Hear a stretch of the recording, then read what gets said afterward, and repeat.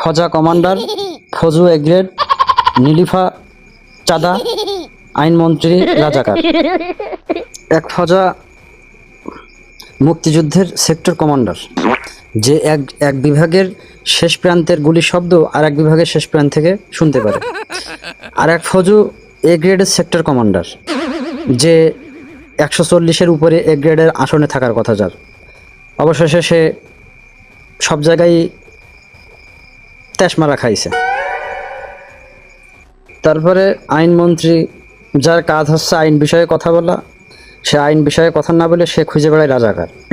আচ্ছা, নীলিফার গুপ্তা না নীলিফা বেগম না খাতুন কি হাতুন, তিনি আইছে তোমার হচ্ছে গিয়ে জাকাত অবৈধ করতে আর চাঁদাবাজি বৈধতা দিতে আসছে। এদের কথা শুনলে মনে হয় যে ওরা দেশপ্রেমিক আর দেশের জনগণগুলো হচ্ছে সব দেশ বিরোধী।